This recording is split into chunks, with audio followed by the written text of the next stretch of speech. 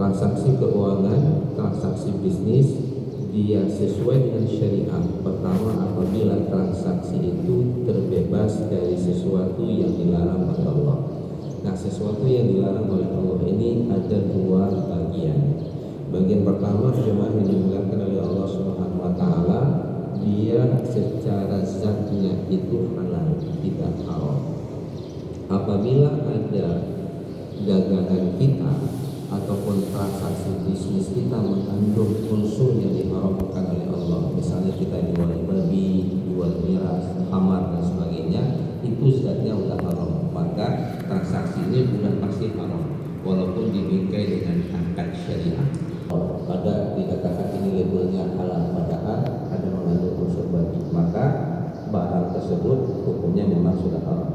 Yang kedua, jemaah dimuliakan oleh Allah, transaksi yang dilarang ini adalah caranya, cara kita mendapatkan ataupun cara kita berbisnis. Apa dia? Yang pertama riba, itu sudah sering kita bahas. Yang kedua gharar, ketiga pastian, yang ketiga ihtikar. Ihtikar ini rekayasa dalam supply, jadi dia melakukan monopoli. Kemudian ada bai'un najasi, rekayasa dalam bentuk permintaan. Jadi ketika ada rekayasa dalam supply dan demand, ini sebenarnya jemaah yang dimuliakan oleh Allah, dia berbuat zalim. Contoh kemarin misalnya minyak goreng, itu kan rekayasa dari sisi supply-nya dihilangkan, Pak, permintaannya tinggi, akhirnya harganya naik. Kalau itu dia rekayasa, maka hukumnya haram. Kemudian jemaah yang dimuliakan oleh Allah Subhanahu wa taala, mengandung unsur maisir, ada judi di dalamnya, itu juga kemudian menjadi haram. Kemudian ada juga mengandung unsur rasuah, kita ingin dapatkan sesuatu, kalau saya nggak kasih uang ini nggak dapat, saya kasih uang, maka pendapatan kita, proyek kita dapat dengan sebab kita sogok, hukumnya menjadi haram.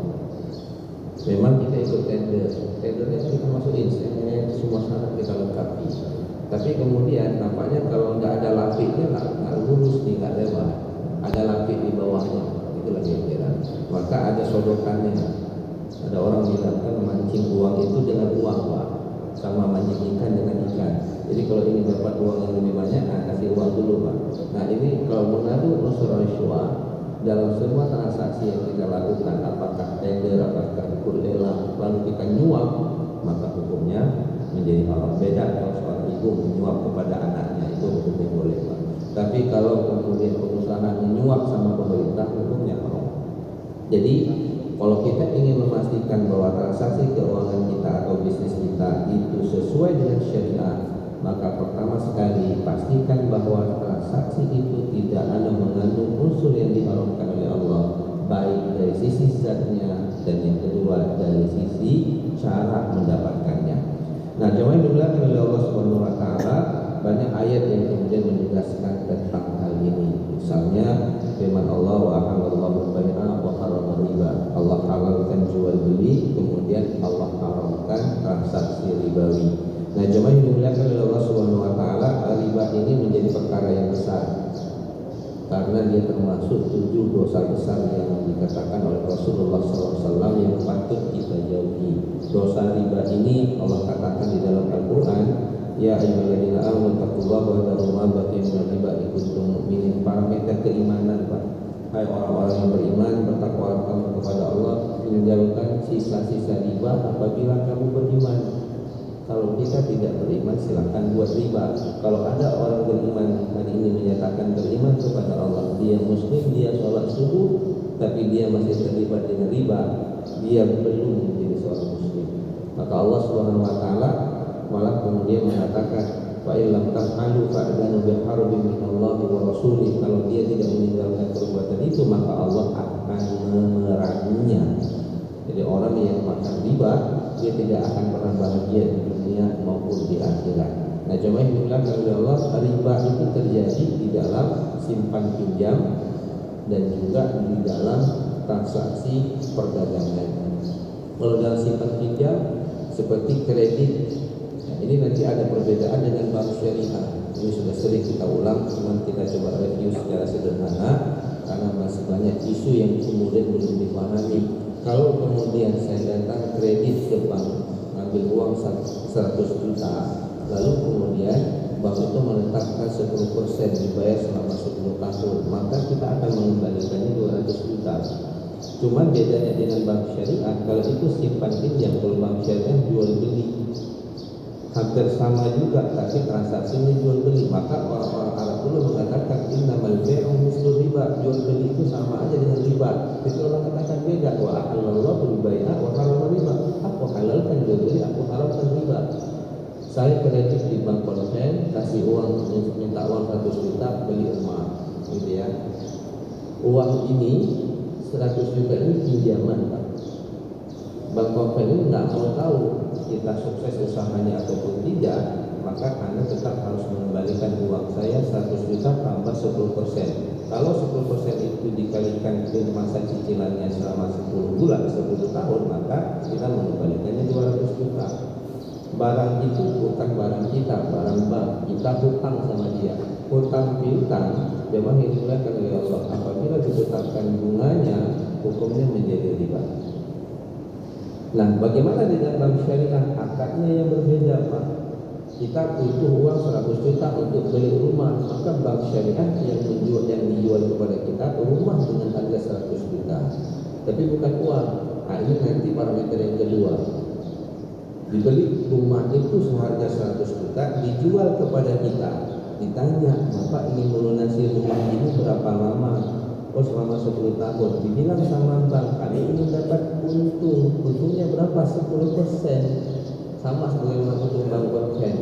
Oke, ya 10%. Berapa lama, Pak? 10 tahun. Maka bank syariah membuat transaksi jual beli harga rumah, perolehan rumah seharga 100 juta ditambah keuntungan bank syariah sebanyak 100 juta, maka jumlahnya 200 juta. Nominalnya sama, Pak, konven 200 juta, bank syariah 200 juta. Tapi yang ini jual beli, yang itu hutang piutang. Hutang piutang dapat keuntungan tambahan, itunya riba. Nah, jemaah yang dimuliakan Allah, kalau jual beli tidak menjadi riba. Kenapa? Karena asetnya diperjualbelikan. Bedanya apa? Kalau kemudian saya sudah beli dari bank syariah, rumah itu milik siapa? Milik bank atau milik saya? Milik saya. Harganya yang kemudian terhutang. Kalau kita lihat pada hitung-hitungannya, kita akan sampai pada kesimpulan, wah, ada beda antara bank syariah dengan bank konven. Sama-sama, malah kadang-kala tingkat keuntungan bank syariah itu di atas bank konven. Misalnya bank konven minta 10%, bank syariah minta 12%. Wah, berarti kan lebih mahal bank syariah. Ini bisnis, Pak. Kalau bisnis ya beda antara satu toko dengan toko lain dalam jual barang. Kita beli karpet di toko A harganya 10 juta, masuk ke toko B dengan karpet yang sama, warna yang sama, tokonya beda, harganya 12 juta. Pertanyaannya mana lebih syariah? Itu tergantung kepada kita, terima nggak harga tersebut. Nah, jemaah yang dimuliakan oleh Allah Subhanahu wa taala, ini masalah riba yang terjadi di dalam kehidupan kita sehari-hari, yang hari ini masih belum terbebaskan masyarakat kita dari transaksi ribawi ini, walaupun bank syariah menjadi satu-satunya bank yang ada di Aceh. Bank konven sudah tidak ada di Aceh, tapi masyarakat kita masih ada yang melakukan transaksi tidak sesuai dengan syariah, menggunakan pinjam meminjam, hutang piutang, tapi minta ada keuntungan. Salah satunya rentenir yang hari ini nampaknya tumbuh semakin pesat. Upaya sudah dilakukan oleh pemerintah Kota Banda Aceh misalnya, kemudian beberapa koperasi syariah yang bergerak untuk membebaskan para pedagang kita dari jeratan rentenir. Bapak Ibu yang dimuliakan oleh Allah, yang kedua, karena waktu kita agak terbatas, untuk mengingat supaya mudah bahwa parameter yang kedua, bahwa transaksi keuangan atau bisnis yang kita lakukan itu sesuai dengan syariah, maka transaksi yang kita lakukan itu sesuai dengan akad-akad syariah. Ini turunannya panjang, tapi saya coba sederhanakan dengan mudah. Yang pertama, kalau Bapak melakukan transaksi jual beli, maka pastikan rukunnya terpenuhi. Yang pertama ada penjual, ada pembeli, ada barang, ada alat tukarnya, kemudian ada ijab dan qabul, serah terima. Nah, apabila ada 5 hal ini, maka transaksi transaksi jual beli sudah boleh untuk dilakukan. Bagaimana penentuan keuntungan untuk jual beli? Penentuan keuntungan itu dilakukan di depan. Pak, berapa harga mobil ini? Bapak pakai aja. Nanti setelah Bapak pakai, itu baru saya bilang harganya. Bapak berani pakai? Ternyata sudah kita bawa pulang ke rumah, estimasi kita 100 juta, ternyata 150 juta. Untuk jual beli penentuan harganya di depan, walaupun kemudian dibayarnya secara cicilan, itu dibolehkan, tapi harganya harus putus dulu. Hal ini sama juga, ini disebut dengan akad al-bai', jual beli. Turunannya nanti banyak Bapak.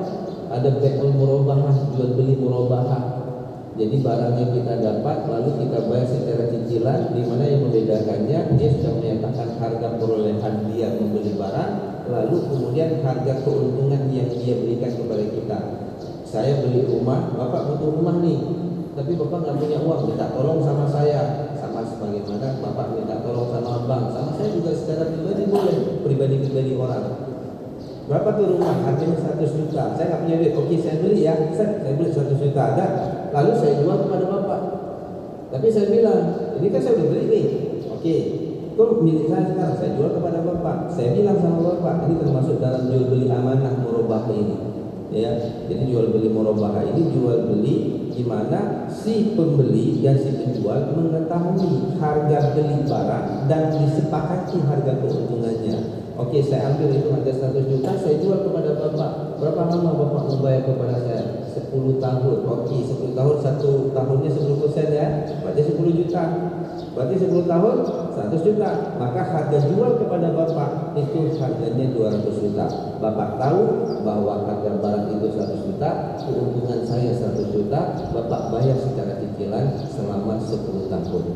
Disepakati, nanti jual beli murabahah. Ada kemudian jual beli salam. Bagaimana dia? Uangnya dulu kita kasih. Itu jual beli online yang sering. Udah kita lihat, cantik nih barangnya. Kita beli. Barangnya kan belum sampai.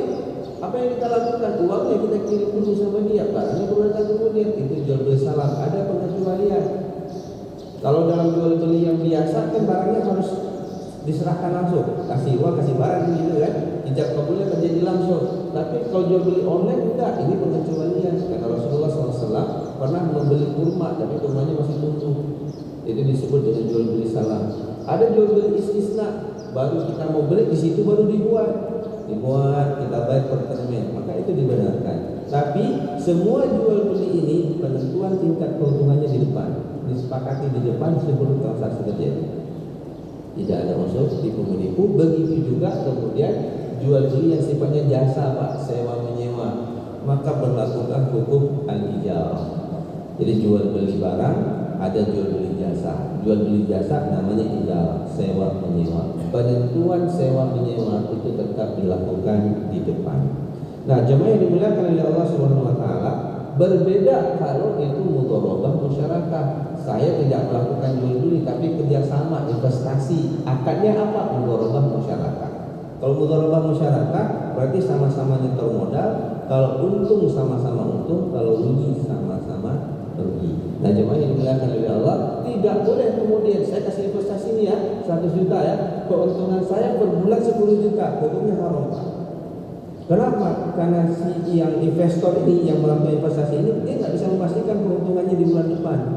Ini adilnya Islam. Jadi kalau Bapak untung banyak, ya berarti bagi hasilnya banyak. Kalau Bapak rugi, ya sama-sama kita tanggung rugi. Tidak boleh kemudian sesuatu yang tidak pasti dipastikan. Jadi saya investasi kepada Bapak, keuntungan saya sekian.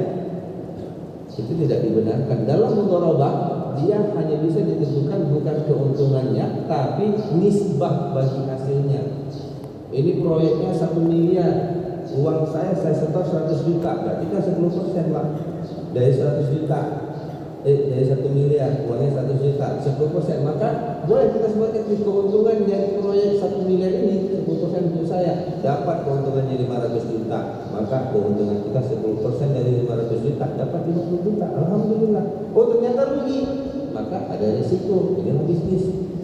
Nah, jemaah yang dimuliakan oleh Allah, jadi setelah kita memastikan itu tidak ada pelanggaran secara syariah cara mendapatkannya, lalu kemudian yang kedua zatnya, maka yang kedua kita pastikan akad apa yang kita pakai. Akad apa yang kita pakai itu yang membedakan pencirian dari transaksi yang kita lakukan. Dan yang terakhir, jangan digunakan oleh Allah, transaksi itu dikatakan komplain secara syariah apabila kemudian kita menjaga adab-adab akhlak dalam bermuamalah. Ini yang kadang-kadang jadi problem, Pak.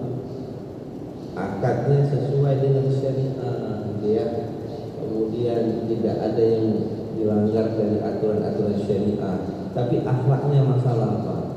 Apa dia bilang barang ini asli padahal KW nomor 11. Jujur, Pak, nipu dia. Dia bilang barang ini paling bagus, paling tidak ada, cuman hanya saya yang jual di Banda Aceh. Sampai kita masuk ke toko sebelah ada jualannya. Ini masalah. Maka Rasulullah mengatakan, hatta jusudul amin man nabi wa syuhada wa sholihin. Hadis riwayat Muslim, bahwa pedagang yang jujur, ini pedagang yang jujur, kata Rasulullah, nanti di hari kiamat akan dibangkitkan beserta para nabi. Masya Allah. Artinya apa? Ada dua, Pak, pengertiannya kalau saya ambil. Yang pertama, pedagang yang jujur akan dibangkitkan bersama para nabi. Berarti dia mudah masuk surga. Pedagang yang jujur. Bahasa lainnya apa? Rasul mengatakan untuk jujur dalam dagang itu berat. Maka rewardnya ketemu sama Rasul. Kalau anda nggak jujur dalam dagang, nggak ketemu sama Rasul, ketemu sama kuntilanak dalam neraka jahanam. Itu masalahnya. Maka Rasulullah mengatakan at-tajir, cuma jangan at-tajir suduk al-amin, pedagang yang jujur dan amanah. Nah, ini, Pak. Jadi kalau barang itu bagus dibilang bagus, kalau barang itu nggak bagus dikatakan tidak bagus, kalau barang itu bekas dikatakan, kalau barang itu cacat dibilang. Jangan tipu-tipu. Nah, ini makanya termasuk pekerja bank syariah itu harus jelasin sama masyarakat bagaimana transaksi syariah, harus dijelaskan supaya masyarakat paham. Ini nanti kita akan bahas lebih mendalam pada pertemuan-pertemuan selanjutnya. Jadi jangan dibilangkan oleh Allah, jangan kemudian kita pahami juga at-tajir itu, pedagang itu, at-tajir itu hanya pedagang yang jual beli barang. Saya pedagang, Pak. Apa yang saya perdagangkan? Jasa, profesionalisme saya. Sebagai apa? Sebagai dosen. Saya dosen di kampus UIN Arandiri. Apa yang saya dagangkan? Jasa. Negara membayar jasa saya dalam mengajar. Saya juga pedagang, tapi yang saya dagangkan jasa. Nah, jangan dimuliakan oleh Allah Subhanahu wa taala. Artinya apa? Saya juga dituntut untuk jujur. Pegawai negeri juga pedagang. Pedagang apa? Jasa. Jasa mereka yang dibayar oleh negara. Maka jangan tipu, jangan tidak jujur, jangan pulang uang negara dibawa untuk kepuasan diri sendiri. Ya, jangan gunakan fasilitas negara untuk pribadi. Nah, zaman ini dimuliakan oleh Allah Subhanahu wa taala. Rasulullah mengatakan, "Innallah azza wa jalla yuhibbu idza 'amila 'ahadakum 'amalan ayyutqinahu." Sesungguhnya Rasulullah SAW mengatakan, sesungguhnya Allah azza wa jalla sangat mencintai seseorang apabila dia bekerja secara profesional. Betul-betul dia bekerja secara benar, akhlaknya membingkai aktivitasnya. Kemudian ketika dia berdagang, dia tidak pernah ingin orang lain kecewa ketika berdagang dengan dirinya. Nah, cuma yang dimuliakan oleh Allah, Allah ingatkan di dalam surah Al-Maidah, ya ayyuhalladzina amanu aufu bil uqud. Hai orang-orang yang beriman, aufu bil uqud, penuhilah. Ini perintah wajib bagi kita. Apabila transaksi akad sudah kita buat, maka kita wajib sempurnakan. Sebagai pegawai negeri, kita juga buat transaksi akad, ada SK, ada pengangkatan tanda tangan. Nah, ini menjadi kewajiban kita sebagai seorang muslim. Apabila kita beraktivitas untuk cari uang, bisnis, transaksi, maka pastikan 3 hal ini secara sederhana. Sesuai akhir, yang pertama, pastikan tidak ada transaksi yang kita lakukan itu yang dilarang oleh Allah. Ini ada 2, cara mendapatkannya dan zatnya. Biasanya zatnya kita jarang kita lakukan.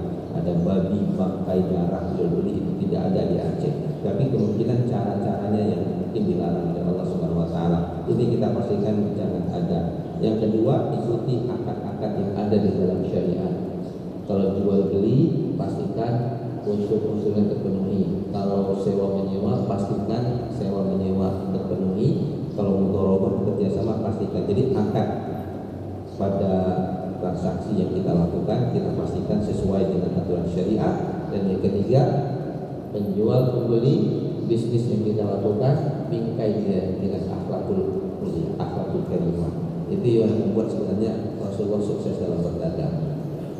Kenapa orang percaya sama Rasul? Muhammad itu tidak pernah nipu. Muhammad itu kalau menjual barang pasti sesuai dengan apa yang diungkapkan. Maka Rasulullah ketika berdagang keuntungannya selalu 2 kali lipat. Kalau dia bawa 100, Rasulullah bawa pulang keuntungan 200. Itu keuntungan. Salah satu yang menyebabkan Rasulullah itu untung sebelum beliau diangkat jadi Rasul, beliau menjadi orang yang sangat kaya sebenarnya di umur 37 tahun. Aset omsetnya sudah sangat banyak dikarenakan Al-Amin.